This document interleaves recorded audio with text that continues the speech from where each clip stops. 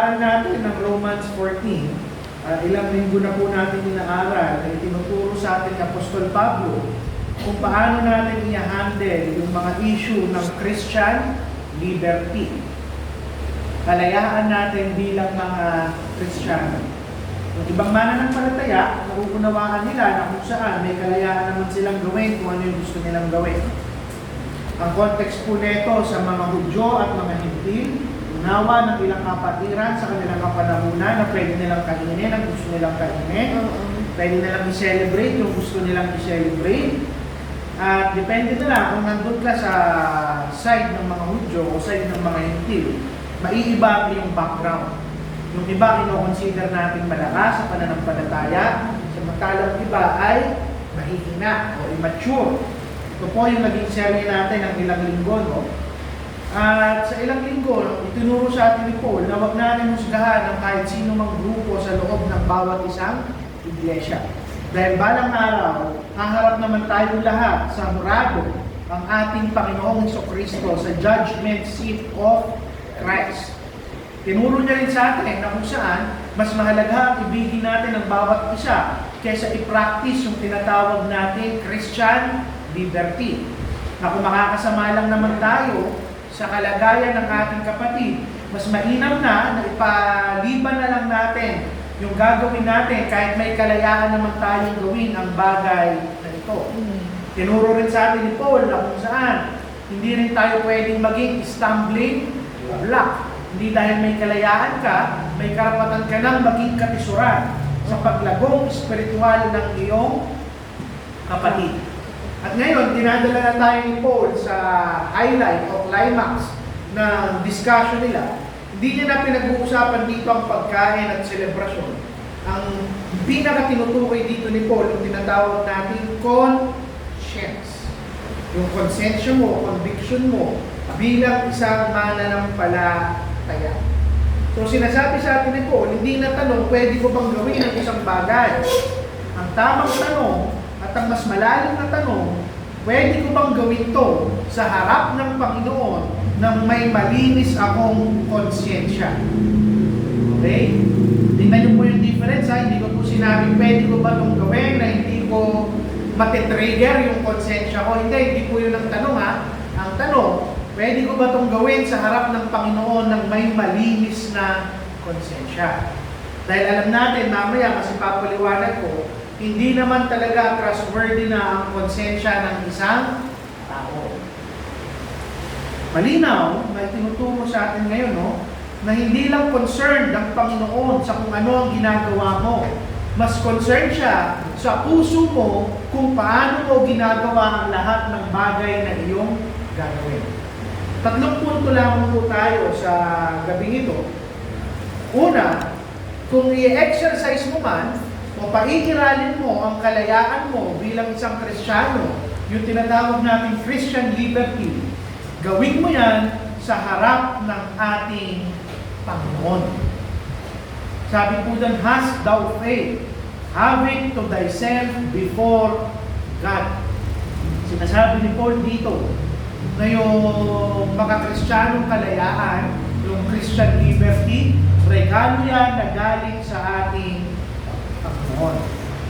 Na-acknowledge ngayon ni Paul na may mga mature na mananampalataya sa lugar ng Roma na kung saan taglay nila ang tamang pangunawa sa katuruan ng Christian liberty. Yung sinabi po dito, has thou faith. Yung faith dito, hindi po ito saving faith. Okay? Nililinaw ko po. Hindi po ito yung pananampalatayang nagliligtas. Yung sinasabing pananampalataya dito ni Paul, yung meron kang confidence, kasiguraduhan na yung mga ginagawa mo ay lawful, okay lang, hindi ka sumusuway sa batas ng Panginoon dahil pinulfill na naman ng ating Panginoon ang ceremonial law. Ibig sabihin, ang sinasabi ni Paul, kung kakain ka man ng dinuguan, hindi ka na nagkakasala. Literal po yun na sinasabi dito ni Paul. May confidence ka, kung papasok ka man sa simbahan, sa iglesia, sa templo, hindi mo na kailangan pang mag-alay ng tupa, ng ahayok. Kasi finulfill na ng Panginoon ang batas. Ito yung sinasabi niyang faith dito, hindi po ito saving faith ha. Sinasabi ni Paul dito na ang mas mature na believer, mas unawa niya na ang kalayaan niya bilang isang mananampalataya. At ang Christian liberty, sinasabi ni Paul, ay isang napakagandang regalo galing sa ating Panginoon. Na hindi ka na namumuhay na naaayon sa batas lang na sinabi ng isang tao o tradisyon lang na ginawa ng isang simbahan o sa mga requirements ng seremonya ng isang templo. Ang sinasabi niya, namumuhay ka ng malaya dahil kinamatayan ka ng ating Panginoong Jesucristo. Pero ang sinasabi rin ni Paul dito, dahil ang kalayaan mo ay regalo ng ating Panginoon, hindi mo yan pwedeng gamitin sa kung paano mo lang gusto. Liberty is never an excuse for sinning and selfishness. Kaya ang sabi ni Paul, has thou faith? Meron ka bang pananampalataya? Meron ka bang kasiguraduhan na pinalaya ka na ng Panginoon sa mga seremonya? Kung oo, ang kasunod na sinabi ni Paul, have it to thyself before God. Ibig sabihin, kahit malaya ka, you always remain accountable sa harap ng ating Panginoon. At alam ito sa inaaral natin sa ating Sunday School noon, ang individual soul liberty, hindi yan pwedeng mas maging mataas sa biblical authority. Hindi yan pwedeng maging mas mataas sa ating Panginoon. Hindi yan sinabi ni Paul na i-exercise mo ang kalayaan mo sa kung paano mo gusto. Imbis ang sinabi niya, have it to thyself before God. Kahit ang kalayaan natin, it must be exercised under the lordship ng ating Panginoong Jesucristo. Dapat nagpapasakop pa rin yan sa authority ng ating Panginoon.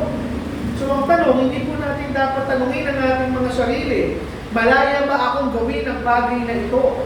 Ang dapat na tanong, kung gagawin ko ito sa harap ng aking Panginoon, matutuwa ba ang Panginoon sa akin?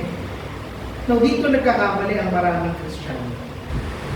Pinapractice nila yung liberty solely para lamang na ang audience nila ay yung ibang Kristiyano nakapaligid sa kanila.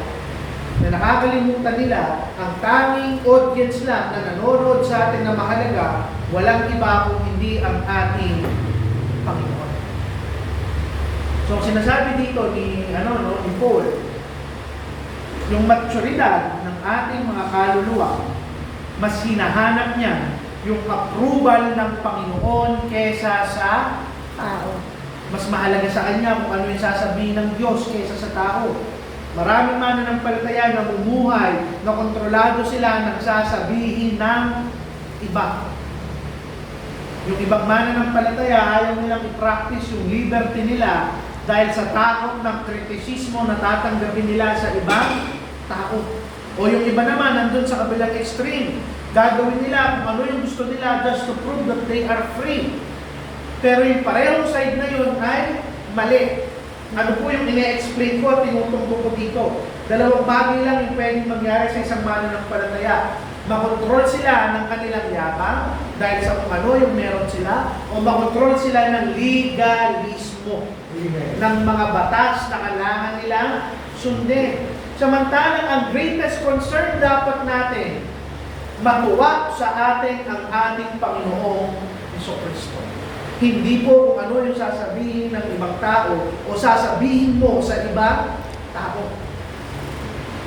Alam nyo, ang katotohanan po niya, yung dami, yung bulk, yung karamihan ng buhay natin bilang isang Kristiyano, pinapabuhay yan sa mga panahon na walang ibang nakakakita sa kung ano yung pinapanood mo, kung ano yung pinapakinggan mo, kung ano yung iniisip mo, kung ano yung mga habit mo na privately ginagawa mo, kung ano yung mga desisyon mo.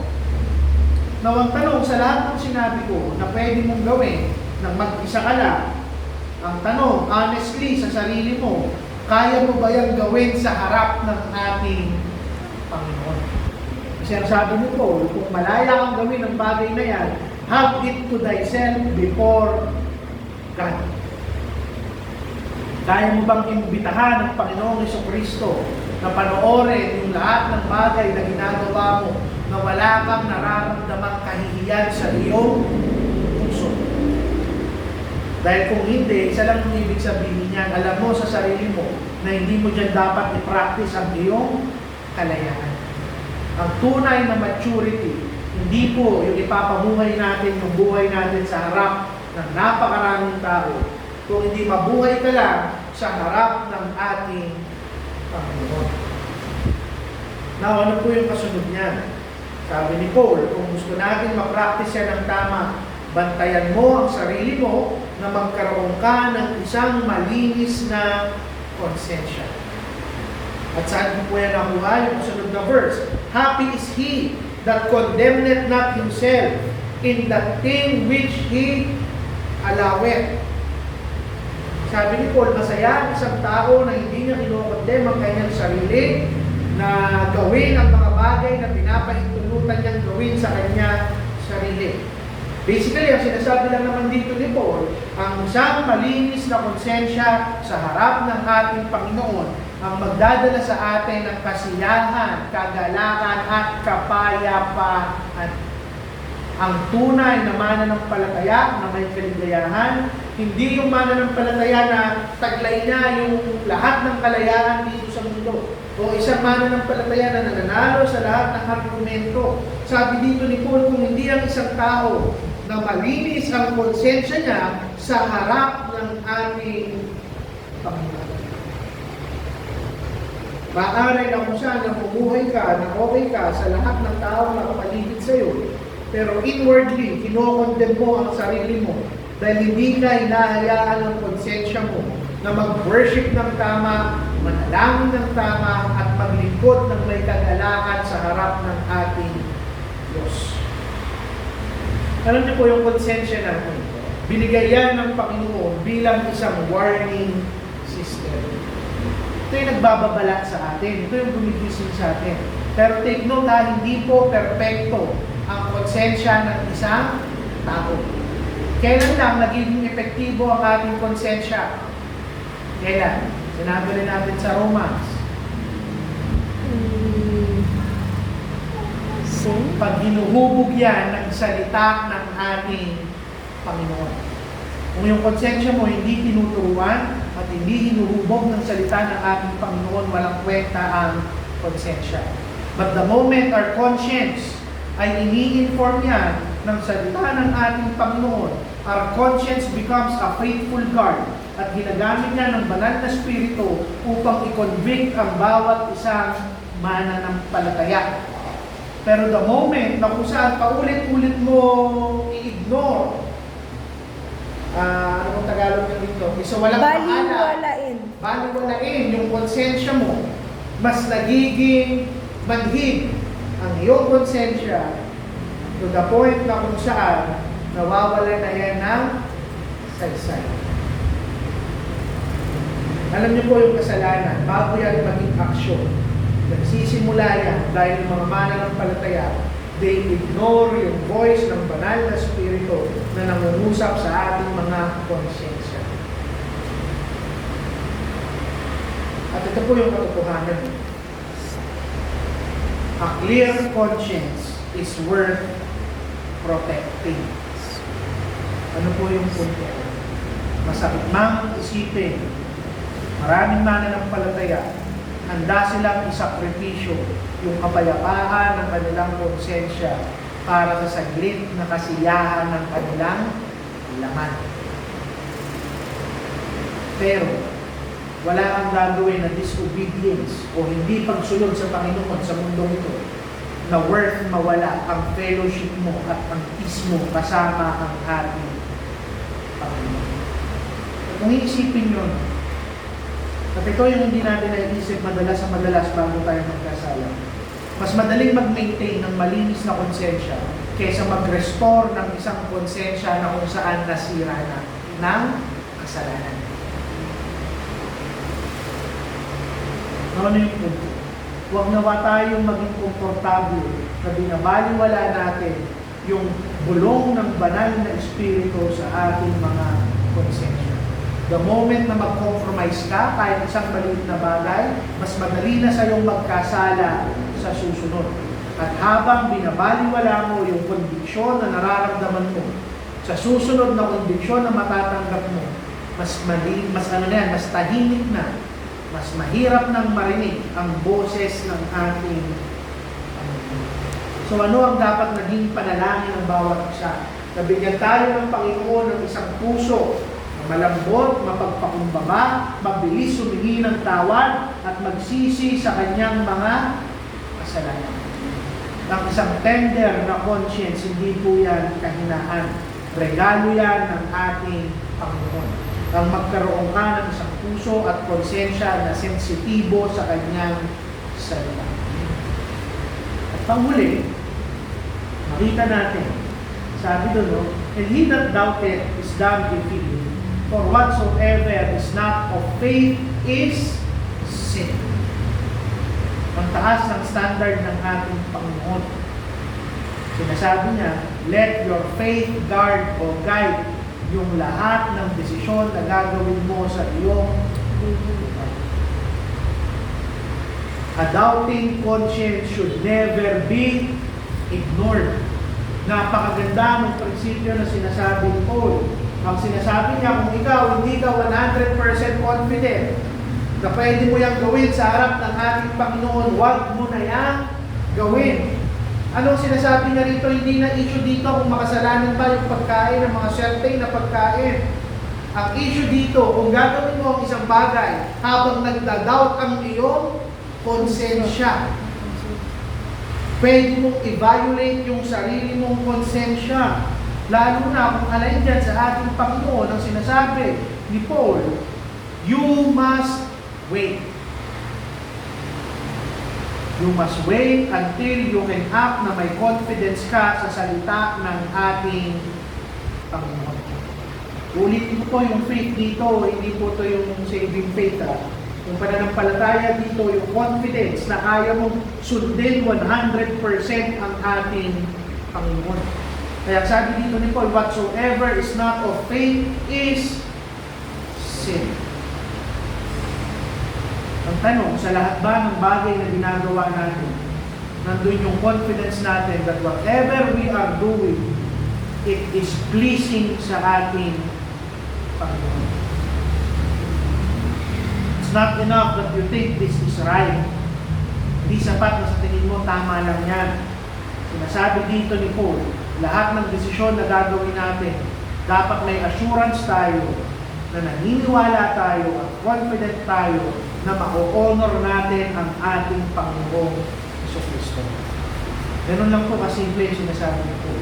Ito yung highlight ng ating Christian liberty. Marami ang nagtatalo, pwede ko bang gawin to? Bawal ko bang gawin to? Nakakasakit ba ako? Ang sinasabi nito ni Paul, whatever your decision is, siguraduhin mo na magagalak sa iyo ang ating Panginoon. At kahit sa tingin mo tama yan, kung wala yung confidence mo, absent yung confidence mo, na hindi yan naaayon sa salita ng ating Panginoon, ang wisdom ng isang matinong Kristiyano, mag-aantay siya. Titigil siya, mananalangin siya, mag-aaral siya, hahanapin niya yung counsel ng mga kapatid niya na alam niya spiritual, at hindi siya magmamadali sa kanyang.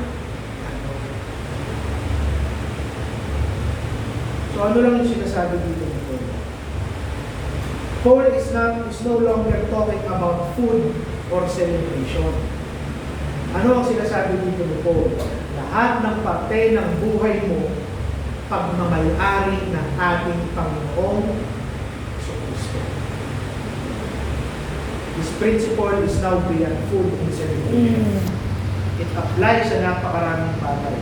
Sabi ko nga, sa kung ano lang yung tinitignan mo, ano yung ino-consume ng mata mo, ng tenga mo, yung mga relasyon natin, kaperahan natin, conversation natin, pakikipag-usap natin, ginagawa natin sa ating mga trabaho, yung habit natin, yung paggamit natin ng ating oras. Ang tanungin natin sa bawat isa sa atin, sa sarili natin, magagawa ko ba ito in full confidence that I will honor Christ?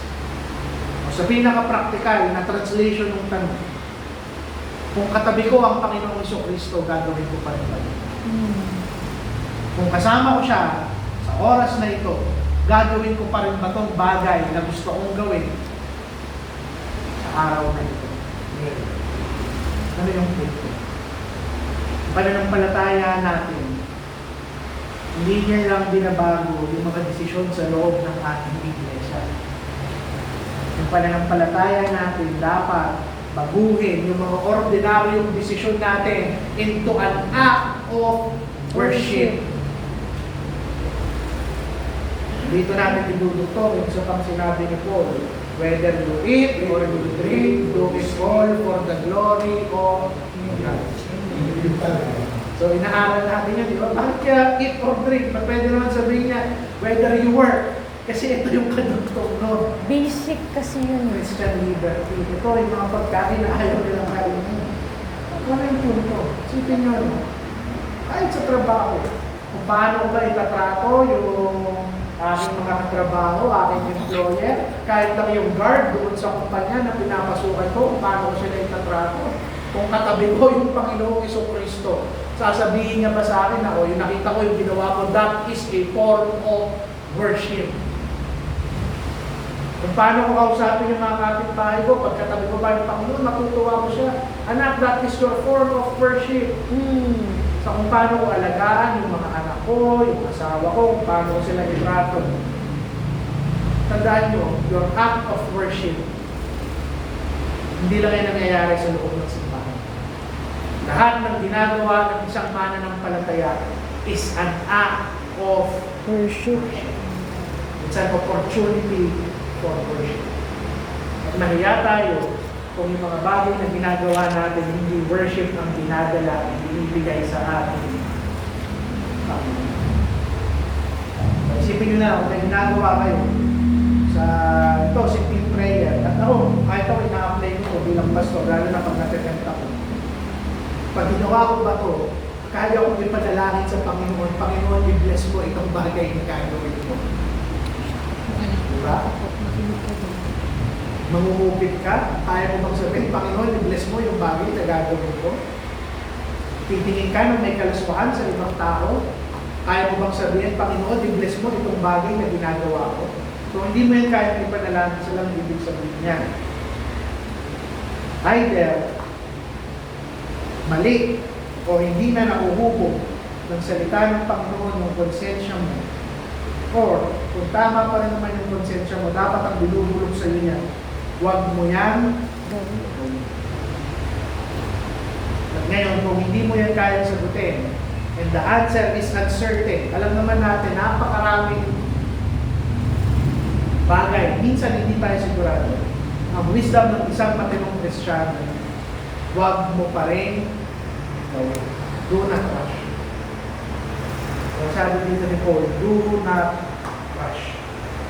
Ang isang desisyon na dinelay mo, pinatagal mo, dahil sa pananampalataya mo, is far better sa isang mabilis na desisyon na pagsisisihan ng iyong kaluluwa. God never blesses His obedience. Now, paano sa sanctify ng Romans 14:22 to 23 ang ating iglesia? Una, sabi natin, tinuturuan tayo nito na mas mamuhay sa harap ng Panginoon kaysa sa harap ng tao. Pangalawa, na-encourage tayo nito na pilitin natin na hubugin ang konsensya natin sa salita ng ating Panginoon upang ito ay maging sensitibo sa ating mga kasalanan. Pangatlo, kung may gagawin ka, do it by faith. Not by pressure, not by this world, not by the standard ng mundo, not by sight. Do it by faith. At magbibigay yan sa ating simbahan ng mga Kristiyano na talagang iniibig ang kabanalan sa kanilang mga puso. Alam niyo, bilang pagkatapos, ito po yung illustration natin. Yung isang barko, sa lahat ng barko, doon sa kanilang dashboard, may isang maliit na bilog na bagay doon na napaka-importante. Ano po yun? Compass. Compass. Maliit lang yun. At most of the time, hindi yan tinitignan ng Nakasakay. driver, captain, Ah, ng kapitan. Most of the time, dinadaan-daan na yan ng kapitan. Pero pag nagkaroon ng matinding bagyo, o kahit walang bagyo, nag-fog lang at wala na siyang makita, napakahalaga na para sa kanya nung kompas. Yun yung ating konsensya. Na binubulungan ng banal na Espiritu. And as long as sinuhubog ng salita ng Panginoon ang ating konsensya, ito yung mag-guide sa atin sa mga bagay na nakakapagpagalak sa ating Panginoon. But the moment you ignore your spiritual compass, lalayo ka sa ating Panginoon. It's as simple as that. So, dito na po muna natin tatapusin ang ating devotion. Next week, magsisimula na po tayo ng Romans chapter 15. Sino po